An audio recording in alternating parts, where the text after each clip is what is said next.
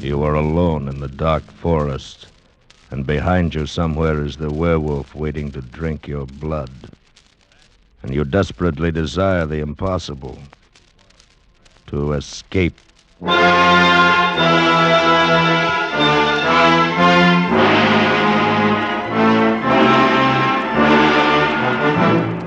Escape, produced and directed by William N. Robeson, and carefully plotted to free you from the four walls of today for a half hour of high adventure.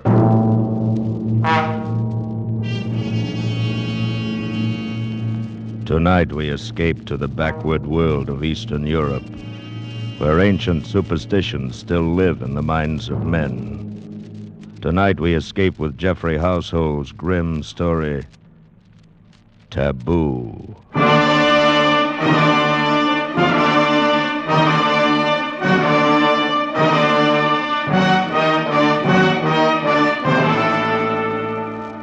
Among semi-civilized peoples, there has always been widespread belief in werewolves, those fantastic creatures supposedly able to turn from man or woman into wolf and back again at will.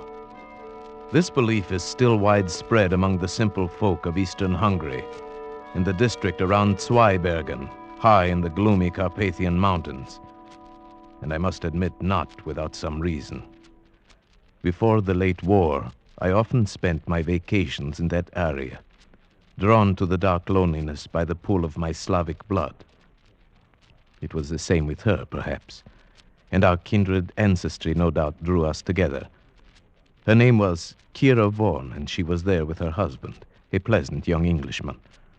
They were obviously much in love, and I felt almost like an intruder when I found myself the only other vacationer in the village.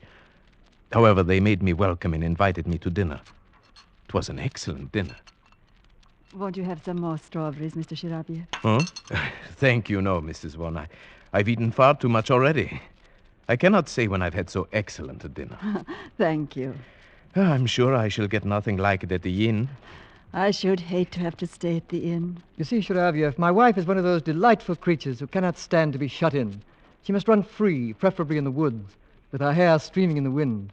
She's quite unusual. Indeed she is, my dear Vaughan. And you may count yourself most fortunate. Oh, I do. Where else should I find so good a cook? Oh, very true. I've never tasted venison quite like that tonight. Delightful. Thank you. Another of her little victories. She delights in outdoing the ordinary housewife. She disdains the village shop and gets her meat right off the hoof. Oh? You do your own hunting? Oh, dear, no. Not that. She's much too kind-hearted and loving a person for that. She's found a new source. The district game warden brings fresh venison to our door. Oh, it's not he, but his son. True, the game warden's slightly moronic son, who is, I'm sure, in love with her. Oh, that's ridiculous. Oh, not so. It's quite understandable. I'm beginning to fall in love with her myself. You see, my dear. Thank you, sir. Seriously, though, I can understand this wild desire to be free. This wish to, as you put it, run in the woods with the wind in your hair. It is some legacy of our Slavic blood, no doubt. Yours and mine and the game warden's moronic son. Somehow we feel at home in these dark forests. Oh, you too. Yes. And I don't. I confess it, I don't. There's something here that frightens me. Something strange and inhuman and taboo. Darling. I'll confess something, Shirabiev. I don't like Kira to go out into these forests alone. Maybe I'm afraid that someday this emotional impulse of hers will get the better of her and she'll just disappear, like those two men last week. Oh? What was that? Have I missed some exciting happening? No, not really. Though you'd think so to hear the villagers talk. A fellow coming home through the woods after dark just disappeared. Probably got fed up with life here in the village and lit out for Budapest. And what about the other one? Oh, yes. Well, a search party went out the next day to look for the fellow. When they got back, they found one of their party was missing. Evidently, he'd taken the opportunity to skip out, too. Is that what you really think? Well, why not, my dear? If those men had been done away with, it might have been by something supernatural. And there's no such thing. But might it not have been some wild animal? Oh, the bears around here are harmless and the wolves are not in pack. At any rate, there would have been some sign, some blood, track, something. There was nothing. They simply disappeared, vanished, skipped out. Richard, how can you be so callous? You see the paradox? My wife, who loves the woods, believes the fantastic tales of the villagers.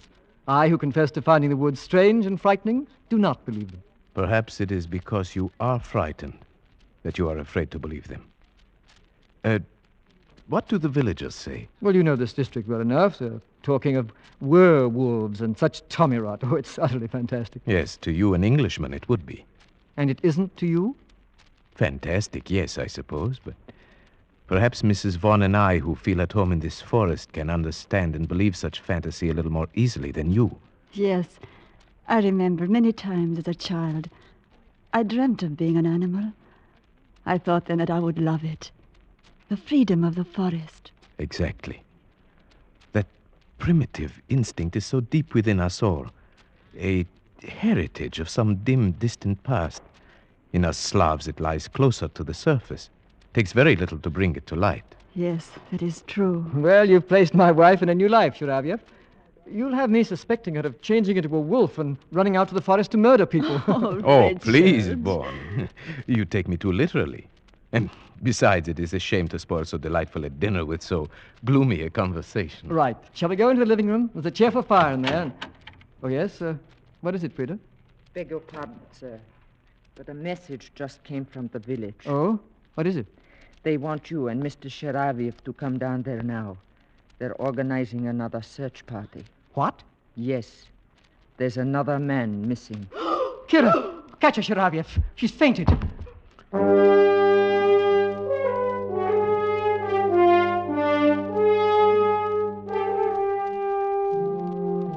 It was only then I realized that these people were under a terrible tension. I was to learn very quickly that the whole village shared it. Every able-bodied man in the district was at the inn when we arrived. The magistrate explained the situation. The grocer. He went into the forest late this afternoon hoping to bag a blackcock for his supper. A little after dusk, a solitary shot was heard. That was 3 hours ago, and he has not returned. But only 3 hours? Isn't there a chance that he might still return? A chance, perhaps, but the other two did not. It will do no harm to search for him. We may still be in time to save his life.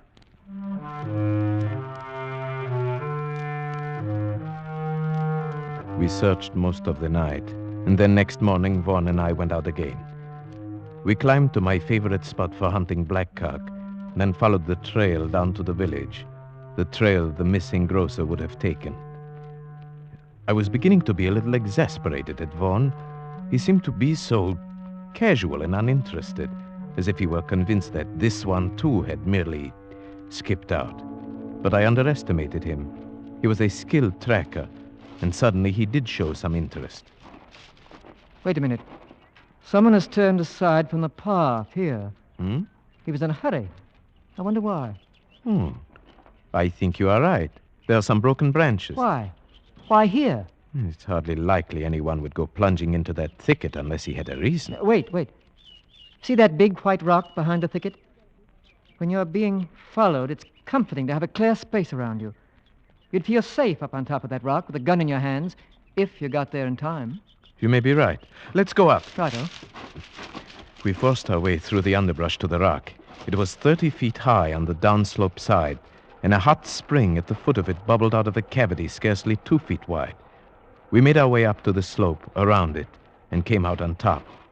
There was nothing there except for some ivy in the cracks, and one small, stunted tree. Aha! Look at that. Where? The tree. The entire base has been shattered by a charge at close quarters. Perhaps that was the shot that was heard. Oh, you're right, it must be. They say there is always a tree between you and it. What do you mean, it? The werewolf. Well, this must have been a baby one then. That mark is only 6 inches off the ground. No. I think the man's gun went off as he fell. Perhaps he was followed too close as he scrambled up. About here would be where his body would have fallen. Do you see anything? I don't. No blood stain. Yeah, wait. Look here. Oh, but it's just a tiny spot. Well, it's enough. It's blood, all right. And something more. A tiny bit of tissue. Let me see. Yes. Brain tissue. It must have come from a deep wound in the skull. made by something like an arrow or a bird's beak, or maybe even a sharp tooth. Mm-hmm. But where's the body? There is absolutely no other sign. No evidence of its being dragged off anywhere. No, I can't see any either. It's very strange. But at least we know one thing, Vaughn. This man did not just skip out. This man was dead or dying.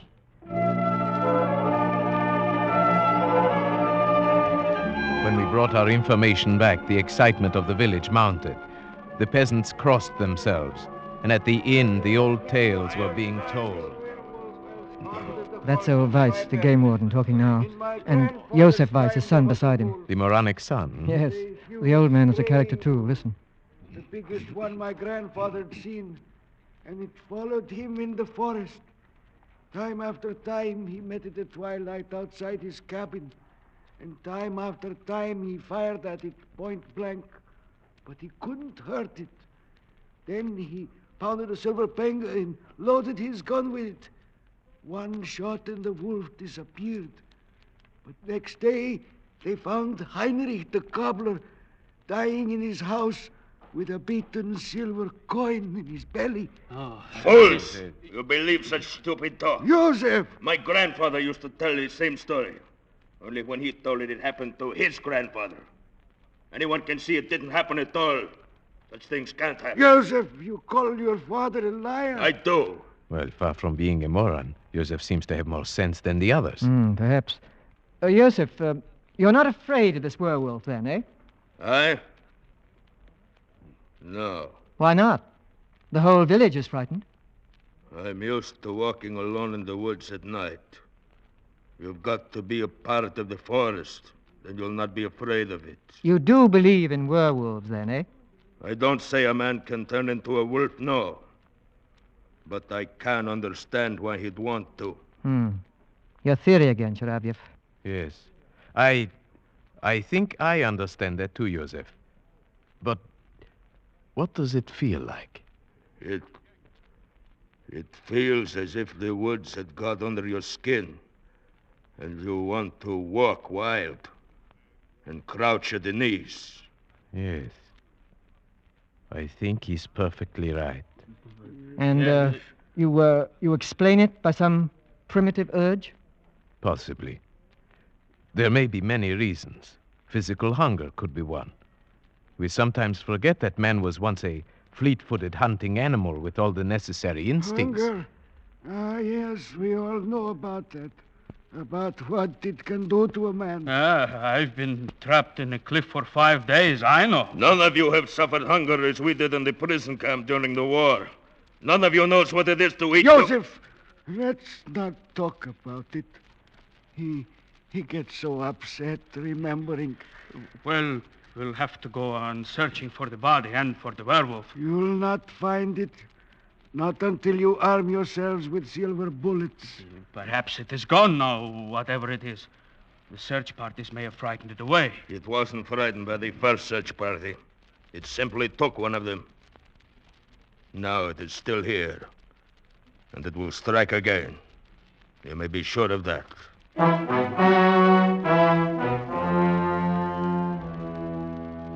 The whole village believed that Josef Weiss was right. They traveled in the woods by twos now. No one went alone. For a week, village life was disrupted. The men beat the forest, the women tried to comfort each other. Kira wore herself out trying to be useful. The village women could not help loving her. But there was something else. Something strange. One day I spoke to Frida, the maid, about it. Yes, she is a strange one, Mr. Sharivia. Even I have seen her going out to walk alone in the woods at twilight.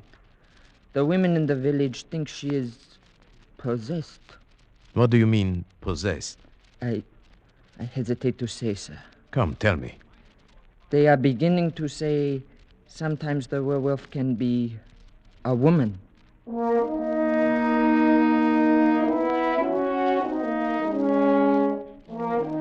At first, the suggestion seemed so ridiculous to me that I hesitated to speak of it. But then I decided to tell Vaughn before this rumor could reach Kira herself. He was naturally much upset. That settles it, Sharavyev. We've got to do something. Something, yes, but what? There's only one thing we can do. Track down this supposed werewolf. But that's what we've been trying to do for a week. How can we It's really very simple. We'll offer him bait. Bait? Who will be this bait? You and I, Sharavyev. If you're game. Why, yes, of course I'm game. Good. But how? Are you going to tie me to a tree and watch out with a gun? That's about right. Only we needn't tie you up. And since it was my idea, you can have first turn with the gun. Are you a good shot? Right. This is no time for false modesty. Yes, I'm a good shot. Very well. It'll be night, and we'll have to shoot with only the moonlight. Where do we go? To the rock? Exactly. And the sooner the better. Tonight? Tonight. And say nothing, absolutely nothing, to anybody. Especially to Kira. I understand. This is between us. Either we win, or we simply disappear.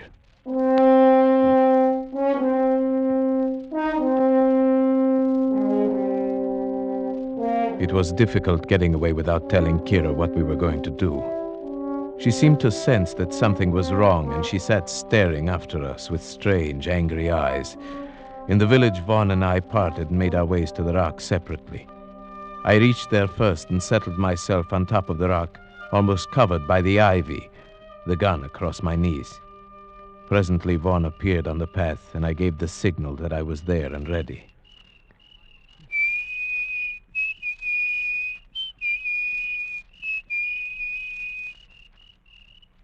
The trap was set. In the eerie stillness of the dark forest, we waited. Vaughn paced slowly on the path. I kept the gun sight trained a yard in back of him as he walked. Minutes passed in silence.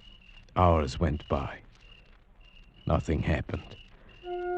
It was almost midnight, the end of our vigil.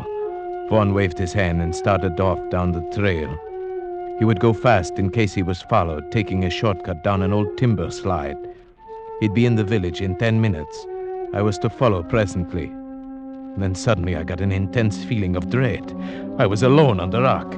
My spine tingled, and then I heard a quick rustle in the ivy behind me. Something brushed my face. It was only a bird. A night bird had lit in the ivy and now swooshed past me and flew away. My nerves were still tingling when I got back to the village.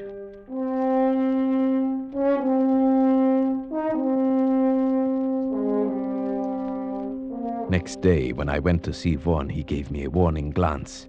Kira was suspicious. I could see the question in her eyes when she greeted me. So, here is the other culprit. Which of you is most to blame for keeping such late hours? Why, I suppose to keep peace in the family. I should say it is I. No, you can't get him off that easily. I'm the only culprit, my dear. You see, I've never hunted deer at night. I asked Sharavyev to help me. I suppose you shoot the poor things while they sleep. Oh, no, while they're having their dinner, if possible. You're cruel and heartless, both of you. Oh, it's no use letting her start an argument, Sharavyev. I'll go get us a drink. Oh, yes, thank you. I'd like that. Why do you look at me like that? Was the hunting good last night? No, not very. We didn't get anything, as you see. I'm afraid you'll still have to depend upon Joseph for your venison. Where did you hunt? Why, simply in the forest. Nowhere in particular. You're not telling me the truth, are you? My dear, I don't know what you're thinking, but I assure Oh, never mind. I suppose it is best I don't know. But take care of him, please. Of course I will. If anything should happen to him. But what could happen? You know. You understand these things.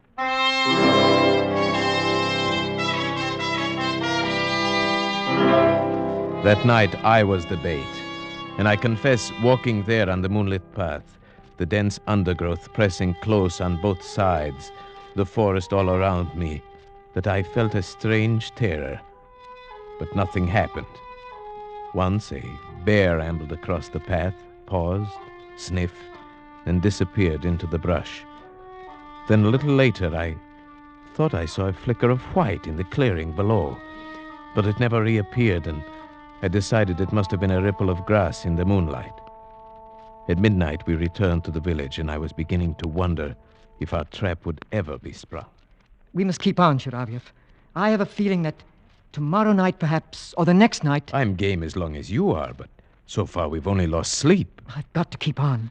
Have you forgotten about Kira? The things they're saying about her? No, of course not, but surely these people would not do anything to her. It's not that. It's what it might do to her spirit if she were to hear those insane rumors. She's so sensitive. I don't like to think about it. Then, shall we go out again tomorrow night? Yes. You must come to dinner, though, first. Weiss is bringing down more venison. Kira will want you to come. All right. Till tomorrow night, then.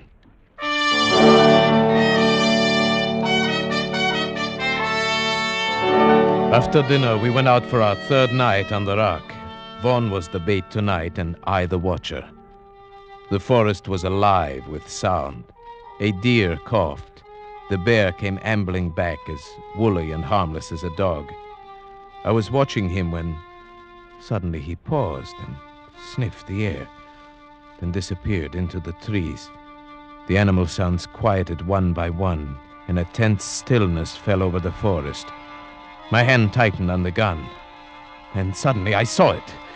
That flicker of white moving fast through the trees. It was coming up the path toward Vaughn, a soft, bulky white blur, coming surprisingly fast.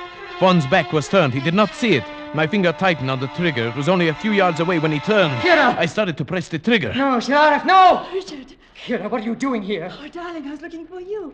I looked last night, too. Oh, Richard. Kira, you shouldn't have. It was foolish, terribly foolish. Richard, there was something after me, I know it.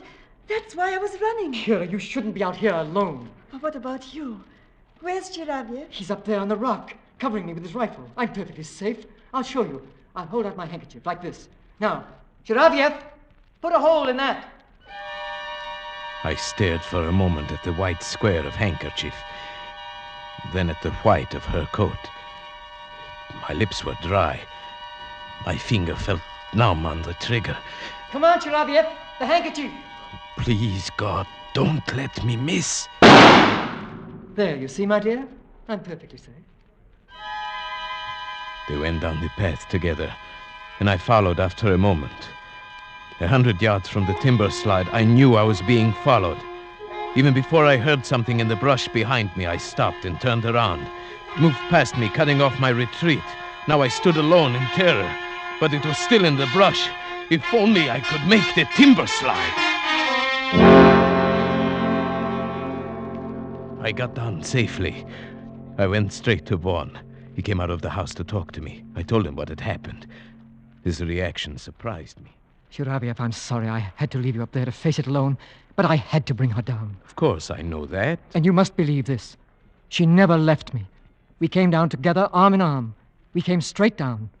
You must believe that. But of course, why should I think differently? Then you must realize, whoever it was up there in the brush following you, it couldn't have been Kira. Good heavens, Vaughn. Do you think I believe that preposterous story? Well, didn't you? Even up there on the rock, when you hesitated about firing at the handkerchief, didn't you believe it might be Kira? No. Why, no, of course not. But I did. Vaughn knew my thoughts almost better than I knew them myself. Yes, that was why my lips were dry and my finger numb when I pressed the trigger. I had refused to admit it even to myself. And now was I sure, even now. That night, Vaughn was excited. We're going to get it tonight. After last night, it'll be there waiting for us. Yes, I think you are right. But if you are, we wouldn't want anyone else to come walking in on us. It might cause confusion. Don't worry. Kira has promised to stay at home. She says we're doing our duty and she won't interfere. Do you think this is our duty? No. Neither do I. I never feel that anything I enjoy can be my duty. And now, I really enjoy this. Tonight, I'd like to be the bait. No, it's my turn. I won't give it up. Besides, if it's the revenge you want, you have the gun. That's so. All right, then. Tonight, you'll be the bait. That night, for the first time, I regretted ever getting into this mess. As I paced up and down the path, my nervousness grew. Tonight, it would surely come. I felt it. But would Vaughn shoot straight and quick enough? The hours went by. Clouds kept scudding over the moon, leaving me in deep darkness for minutes at a time. I was really beginning to be frightened. Then a fraction of a second before it happened, I knew it was coming.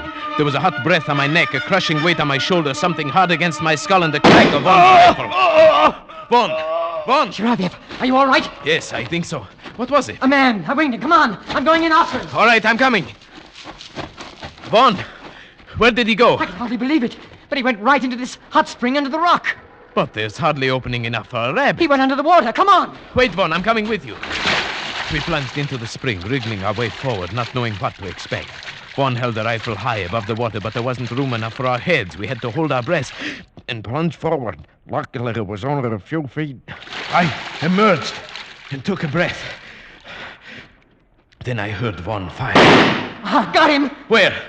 Shine the flashlight. There, at the other side of the cave. Yes. Who would have thought there would be a cave here? Or that anyone could have gotten through that spring. It was a perfect hiding place. Yes, but it does him no good now. Turn him over.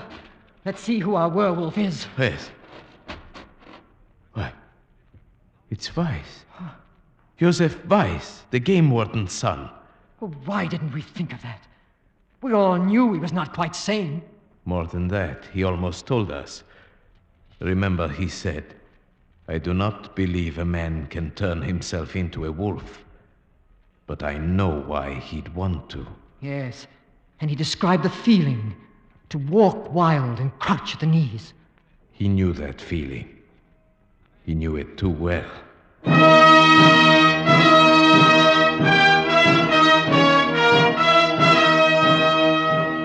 Beside Joseph Weiss, we found a murder weapon. It was a patented animal killer, a heavy iron muzzle that gripped the scalp, a heavy spike that was released by a spring. His hiding place was even more perfect than we had supposed. When the magistrate investigated, he found a passage from that cave which led underground for more than a mile, and finally to the game warden's house, where a ladder led into his cellar. Undoubtedly, Weiss found that dry underground river one day and realized he could use it. Perhaps that is what caused his mind to snap. Yes, it released a long pent-up spring in him, like that weapon he used. He saw that he could run in the woods like an animal, disappearing and reappearing with perfect safety. It even offered a place to bury his victims without a trace. And so your theory proved correct, that there's a murderous, primitive instinct lurking in some people. Yes. Well, it's all explained excepting what he did with the bodies. It would serve no useful purpose to speculate on that now. Yes, I suppose you're right. Kira, you haven't said anything. Why did you have to shoot him? Kira, he was a murderer. He tried to murder Shiravyev. Is it murder when a wolf kills? A dumb animal? Frightened of intruders? Kira! You understand what I mean, don't you, Shiravyev? You understood that night when you shot the handkerchief, just as I have. It might have happened to any of us, you see. Kira, what do you mean? Take me away from here, Richard. Just take me away quickly.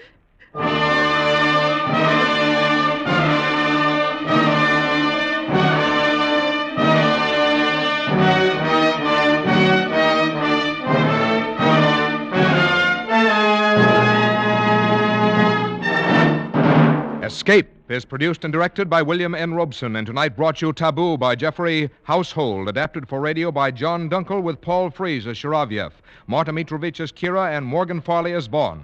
The special musical score was conceived and conducted by Cy Fure. Next week... You were standing on a bridge over Owl Creek with a noose around your neck. You have only a few seconds left to live. A few seconds left to plan your escape. Next week, we escape with Ambrose Bierce's famous story, An Occurrence at Owl Creek Bridge. Good night, then, until the same time next week when we again offer you Escape. This is CBS, the Columbia Broadcasting System.